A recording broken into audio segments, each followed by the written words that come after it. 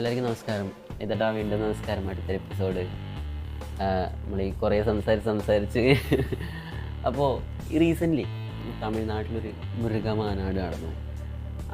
നമ്മളൊരു deputy chief minister അടക്കം വേറെ സ്റ്റേറ്റിൻ്റെ പങ്കെടുക്കുന്ന ഒരു സ്ഥിതിയിലേക്ക് 5 ലക്ഷം വിചാരിച്ചെടുക്കുക. ഇപ്പോൾ പറയുന്നത് 6 ലക്ഷത്തോളം ജനസംഖ്യ എത്തി. അപ്പോൾ അതിൽ രേത്തേട്ടനെ ഇൻവൈറ്റ് ചെയ്തിരുന്നു. രേത്തേട്ടനെ VIP ആയിട്ട് ഇൻവൈറ്റ് ചെയ്തിരുന്നു, പങ്കെടുത്തിരുന്നു.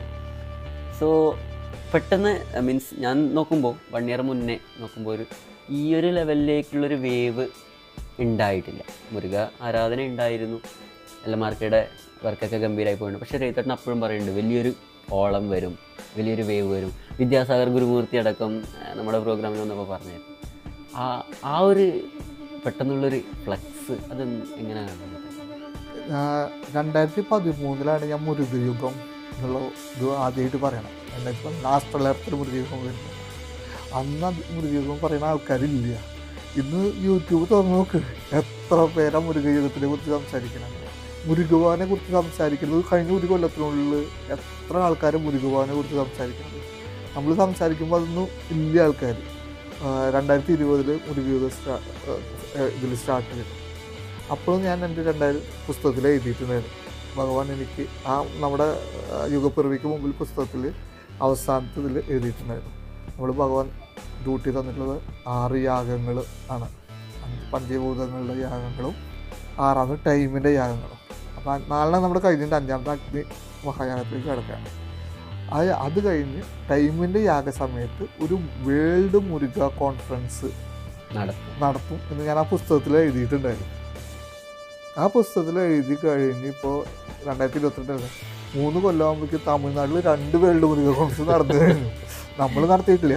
നമ്മൾ നടത്തണമെങ്കിൽ അഗ്നി മഹായാഗം കഴിഞ്ഞ് ടൈമിൻ്റെ യാഗത്തിൻ്റെ സമയത്താണ് അത് നടത്താറ്.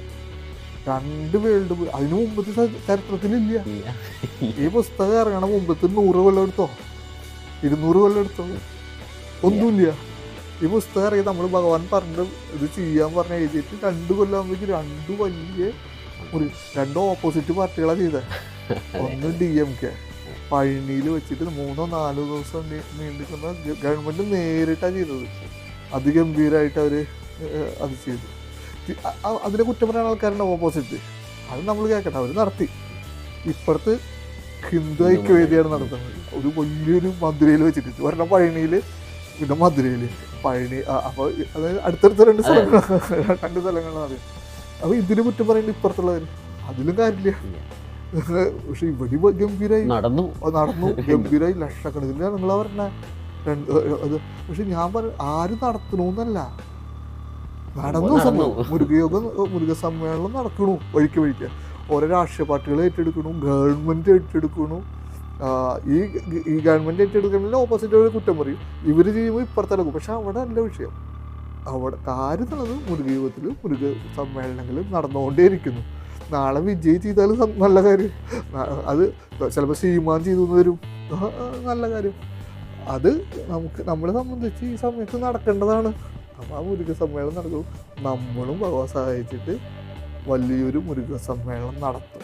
ആ നടത്തണതിൽ ഞാൻ അത് ബുക്കിൽ എഴുതിയിട്ടുണ്ടായിരുന്നു, ഇൻ്റർവ്യൂവിൽ പറഞ്ഞിട്ടുണ്ടായിരുന്നു.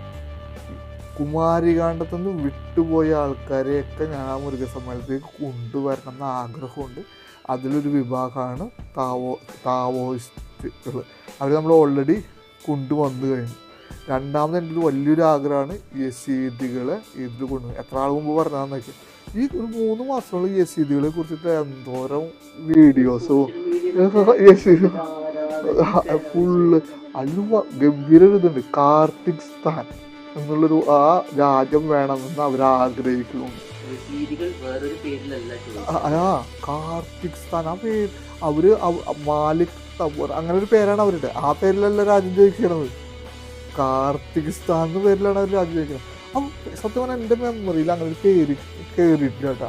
നമ്മൾ ഉസ്ബെക്കിസ്ഥാൻ പറയും, തജിക്കിസ്ഥാൻ പറയും, കാർത്തിക്സ്ഥാൻ പറഞ്ഞാൽ ചിലർക്ക് ആ പേര് ഫസ്റ്റ് കേട്ടപ്പോഴേക്കും ഒന്ന് ഭയങ്കരമായിട്ട് ഇതായി. കറക്റ്റ് പേരല്ലേ? കാരണം നമ്മൾ കുറേ ഉണ്ടല്ലോ, ഉസ്ബെക്കിസ്ഥാൻ, തജിക്കിസ്ഥാൻ, പിന്നെ കിർഗിസ്ഥാൻ അങ്ങനെ ആ സൈഡിലുള്ള എല്ലാം അങ്ങനെയുള്ള ഇതുണ്ട്. അപ്പോൾ അതിനിടയിൽ ഒരു കാർത്തിസ്ഥാന്ന് കേട്ടപ്പോൾ അതെ അതെ. അപ്പോൾ കാർത്തിസ്ഥാന്ന് പറഞ്ഞിട്ട് അത് വഴിക്ക് എന്തോരം വാർത്തകളായി എടുത്ത് വന്നത്. ഒരുപാട് യൂട്യൂബിലും ന്യൂസിലൊക്കെ ആയിട്ട് വന്നു. പിന്നെ യശീദികൾ എങ്ങനെ മുരുകുവാനായിട്ട് ബന്ധപ്പെട്ടത് അതിൽ സ്റ്റഡി നടത്തിയിട്ടും വഴിക്ക് വന്നു. ഇത് നമ്മൾ എത്ര നാൾ മുമ്പ് പറഞ്ഞതാണ്. അപ്പം നമ്മൾ കണക്ട് ചെയ്യണ സ്ഥലത്തേക്ക് ലോകം പോയി തുടങ്ങി. നമ്മുടെ ഇതിൽ അവരെ കൊണ്ടുവരും, ബോസായിട്ട് അവരെ കൊണ്ടുവരും. നമ്മൾ അഗ്നി മഹായാഗത്തിൽ നിന്ന് കൊണ്ടുവരുന്ന പക്ഷെ അല്ല. ഞാനിപ്പോൾ രണ്ടാമത്തെ കാര്യം പറയാൻ പോണത്, ഞാൻ നേരത്തെ തായ്വാൻ പോണ കാര്യം പറഞ്ഞത്. തായ്വാൻ എന്തിനാണ് പോകണമെന്ന് വെച്ചാൽ, അതും നേരത്തെ പറഞ്ഞ കുമാരികണ്ടായിട്ട് കണ്ട നമ്മൾ 6 പട വീട് കുറിച്ച് ഞാൻ പറഞ്ഞിട്ടുണ്ടായിരുന്നല്ലോ. 6 കുമാരികാണ്ഡത്തിൽ 6 പട വീടാണ്, ആർമി ക്യാമ്പാണ്. അത് മൈഗ്രേറ്റ് ചെയ്ത് വെള്ളമെടുത്ത് വന്നപ്പോൾ മൈഗ്രേറ്റ് ചെയ്ത് തമിഴ്നാട്ടിൽ 6 സ്ഥലത്ത് വെച്ച്. കുമാരികാണ്ഡത്തിൽ 6 ലോകം മുഴുവൻ ഉണ്ടായിരുന്നു. അപ്പോൾ ഞാൻ ഇപ്പോൾ 3 സ്ഥലങ്ങൾ എനിക്ക് അറിയാം. ഒന്ന് ഉജ്ജയിൻ, ഒന്ന് ഇപ്പുറത്ത് മഡഗാസ്കർ, ഇപ്പുറത്ത് ഓസ്ട്രേലിയ. ബാക്കി 3 എനിക്ക് അറിയണ്ടായതില്ല. ഈ 3 എനിക്ക് അറിയണത് ഇപ്പോൾ 2019 അറിഞ്ഞിട്ടുള്ളത് കേട്ടോ. 3 പിന്നെ 3 എനിക്ക് ഒന്നും അറിയണ്ടായിരുന്നില്ല. എനിക്കറിയില്ല, കടലിൻ്റെ ഉള്ളിലാവാം എന്ന് പറഞ്ഞിട്ടുണ്ടായിരുന്നു, അറിയില്ല. അതിൽ 4ാമത്തെ പടവീട് ഇപ്പോഴാണ് കിട്ടുന്നത്, 4 കൊല്ലം കഴിഞ്ഞിട്ട്. അതാണ് ഈ തായ്വാൻ്റെ സൈഡ്. തായ്വാൻ ആ കടലെടുക്ക്, ഈ കടലെടുക്കിലേക്ക് തന്നെയാണ് ഞാൻ അങ്ങനെ സമയത്ത് സൗത്ത് കൊറിയയിൽ ജെജു ഐലൻഡിലേക്ക് പോയത്. അതും ഈ സൗത്ത് ചൈന കടലെടുക്കലാണ്. ഈ സീലാണ് ജെജു ഐലൻഡ് നിൽക്കുന്നത്. ആ സൈഡ് തന്നെയാണ് തായ്വാൻ നിൽക്കുന്നത്. അവിടെയാണ് 6 പട വീട് വന്നിരിക്കുന്നത്.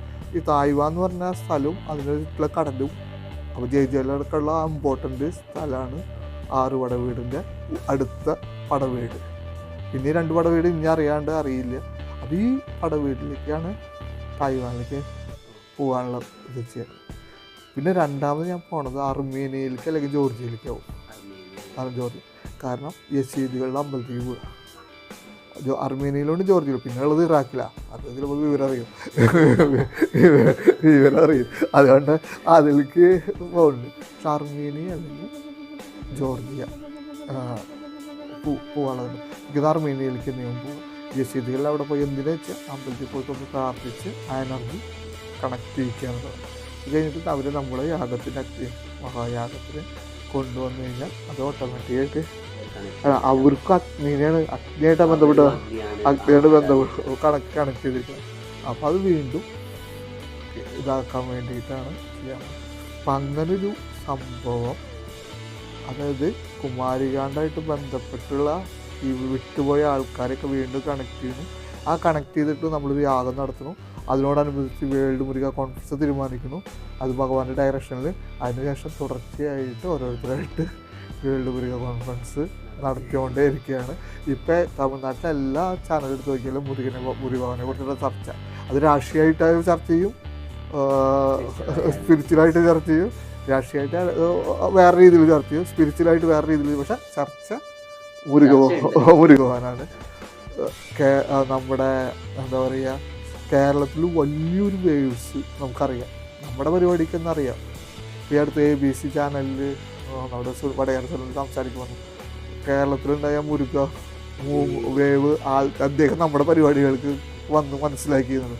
ഒരു വലിയൊരു വേവ്സ് കേരളത്തിലും മുരുകനെ കുറിച്ച് അറിയാം. നമുക്കറിയാം. ഇപ്പോൾ കേരളത്തിലും മുരുകൻ്റെ കാര്യങ്ങൾ സംസാരിക്കുന്ന ആൾക്കാർ കൂടി വരുന്നുണ്ട്.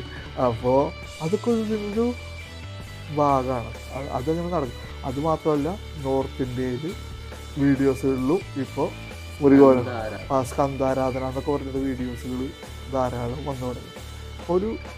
അതിൽ ഇങ്ങനെ തന്നെയാണ് ഈ മുരുകയുഗം, ഇങ്ങനെ തന്നെയാണ് ഇതൊക്കെ നടക്കുക. അപ്പം അതിൻ്റെയൊക്കെ ഒരു ഭാഗമായിട്ട് നമ്മളെ കൊണ്ട് ചില കാര്യങ്ങൾ അഴിച്ചു പിടിപ്പിക്കാന്ന് അറിയില്ലേ. അതുമായിട്ട് ബന്ധപ്പെട്ടൊരു റീസൺ വാർത്ത വന്നു. ലെറ്ററിന്റെ പുസ്തകത്തിൽ എഴുതിയിരുന്നു ഭഗവാന്റെ പാദം തൊട്ട ബ്ലൂ മൗണ്ടൻ്റെ ഇപ്പോൾ ഐസ് മുന്നേ അതായത് 6 പടവീട്, അവിടെ 6 പടവീടിലൊരു പടവീടാണ് ബ്ലൂ മൗണ്ടൻ. ആ ബ്ലൂ മൗണ്ടനിൽ ഭഗവാന്റെ പാദം പതിഞ്ഞ സ്ഥലമാണ്. അവിടെ ജലൈൻസ് കേവ്സ് എന്ന് പറഞ്ഞ കേവ്സിലൊക്കെയാണ് ഇവർ പടയാളികൾ ഇരുന്നതെന്നൊക്കെ പറഞ്ഞ് ആ പുസ്തകത്തിലും നമ്മുടെ ഇൻ്റർവ്യൂലൊക്കെ പറയും. ഈ അടുത്ത് ഓസ്ട്രേലിയൻ മീഡിയാസ് ന്യൂസിലാണ് വന്നത്, ഐസ് ഏജിന് മുമ്പും നമ്മുടെ അവിടെ മനുഷ്യവാസ പ്രസൻസ് ഉണ്ടായിരുന്നു. ഈ ഐസ് ഏജ് എന്താണെന്നുള്ളത് നമ്മളപ്പോൾ മനസ്സിലാക്കണം. നമ്മളെപ്പോഴും യുഗം മാറുമ്പോൾ ഒരു പ്രളയം വന്നിട്ടാണ് പിന്നെ വീണ്ടും ആരംഭിക്കുന്നത്. കുമാരികാണ്ഡം പ്രളയത്തിലാണ് മുങ്ങിപ്പോയത്, പിന്നെ വീണ്ടും ആരംഭിക്കണം. അപ്പോൾ പ്രളയത്തിന് മുമ്പ് ജീവിച്ചിരുന്ന പിന്നെയാണ് ഈ തണുത്തുറഞ്ഞ് ഐസ് പിന്നെ അതിലേക്ക് കടന്നു വരിക.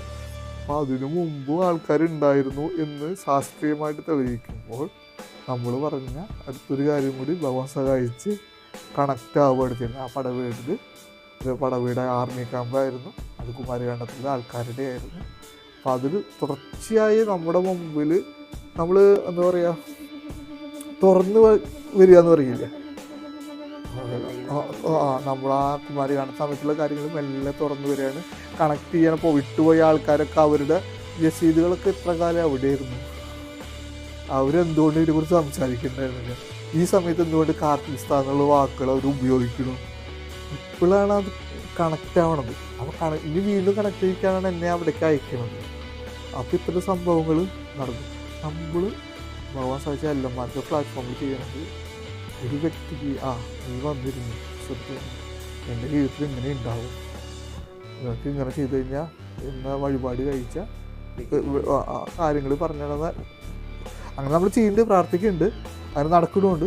പക്ഷെ അതൊക്കെ നമ്മുടെ ചെറിയൊരു വളരെ ഒരു 10, അതായത് മറ്റേ കാര്യത്തിൽ 100% ചെയ്യണത് നമുക്ക് 10% ഒരു വ്യക്തിയുടെ കാര്യമാണ് പറയണത്. പക്ഷെ നമ്മൾ പറയണത് ഭാരതത്തിൻ്റെ ചരിത്രത്തിനെ കുറിച്ച്, ലോക ചരിത്രത്തിനെ കുറിച്ചിട്ടാണ്, അതിൻ്റെ മാറ്റമറിക്കലെ കുറിച്ചിട്ടാണ്. അവിടെയാണ് നമ്മൾ ചെയ്യുന്ന ബട്ടർഫ്ലൈ എഫക്റ്റിന് അതിങ്ങനെ കണക്ട് ചെയ്ത് ഇങ്ങനെ പോവുകയാണ്. അപ്പോൾ നമ്മൾ ഒരു ഉദാഹരണമല്ലല്ലോ, നമ്മളിപ്പോൾ ആലോചിക്കുക ഈ പറഞ്ഞൊരു കണ്ണുകളെ പോലും ആലോചിച്ച് വരുമ്പോൾ ഭാരതത്തിനെ കണക്ട് ചെയ്തിട്ട് വലിയ സംഭവങ്ങൾ തുടർച്ച, ഇപ്പോഴത്തെ കുമാരികാണ്ഡ സംഭവങ്ങളുടെ തുടർച്ച, വിട്ടുപോയ കണ്ണുകൾ വീണ്ടും കയറുന്നു, അങ്ങനത്തെ കുറേ കാര്യങ്ങൾ കണ്ടുപിടിക്കുന്നു. അപ്പോൾ ഇത് നമ്മളൊരു വലിയൊരു സംഭവമാണ് നമ്മൾ ചെയ്യുന്നത് ബട്ടർഫ്ലൈ എഫക്റ്റാണ് ചെയ്യുന്നത്. ചെറുതാന്ന് തോന്നും, പക്ഷേ എഫക്റ്റ് ഗംഭീരവും. അപ്പോൾ അവിടെയാണ് ഈ മുരുകമാനാട് മുരുകസമ്മേളനങ്ങളും ആറുപട വീട്, യശീദികൾ, കാർക്കിസ്ഥാൻ, ഐസ് ഏജ്, ഇതിലേക്കൊക്കെ കൂടിയുള്ള നമ്മുടെ യാത്രകളും നദി പോയിന്റിൽ പോയിട്ടുള്ള പ്രാർത്ഥനയൊക്കെ വരുന്നു. അതിൻ്റെ ഒരു ഭാഗമായിട്ടാണ് ഇപ്പോൾ ഞാൻ അർമേനിയയും ഈ പറഞ്ഞ തായ്വാനിലേക്കുള്ള യാത്രയിലേക്ക് പോകാൻ പോകുന്നത്. അതിങ്ങനെ നമ്മൾ അടുത്തടുത്ത യുഗങ്ങളിൽ നിന്ന് കണക്ട് ചെയ്ത് ഭാഗം കൊണ്ടുപോകണം, പുതിയ സംഭവങ്ങളിലേക്ക് എത്തണം. അപ്പോൾ സൈലൻ്റ് ഇപ്പം എല്ലാവരും മുരുകയുഗം പറയുന്നുണ്ട്. എത്രയോ ചാനലുകളിൽ നമ്മൾ സംസാരം കേൾക്കാം, പലരും പറയുന്നു മുരുകാനെ കുറിച്ചിട്ട് ഇപ്പോൾ ഒരുപാട് പേര് സംസാരിക്കുന്നു. അത് എന്താ പറയുക, അതിലേക്കുള്ള പോയിക്കൊണ്ടിരിക്കുന്നു. നേരത്തെ പറഞ്ഞ പോലെ നമ്മുടെ ഡ്യൂട്ടികൾ സൈലൻ്റ് കൂടെ ചെയ്തുകൊണ്ട് പോയിക്കൊണ്ടിരിക്കും. പക്ഷെ അതിന് പഞ്ചുണ്ട്, പവറുണ്ട് ഭഗവാന്റെ തിരുവാതിരത്തിൽ. അത് അവിടെ നമ്മളെ കൊണ്ട് ചെയ്യിക്കുകയാണ്, ഇപ്പുറത്ത് ഭഗവാൻ ഡ്യൂട്ടികൾ ചെയ്യിച്ചു, ഞാൻ ചില കാര്യങ്ങളൊക്കെ ചെയ്തിട്ട് നീ വന്നിട്ട് ബാക്കി ചെയ്യാന്ന് പറഞ്ഞിട്ട് നിർത്തിയിരിക്കുകയാണ്. അപ്പം അതിൻ്റെ ഇത് നമ്മുടെ ലോകത്ത് കാണും. അത് കഴിഞ്ഞ് നമ്മൾ അഗ്നിമഹായാഗത്തിൽ എത്തിക്കിടക്കും.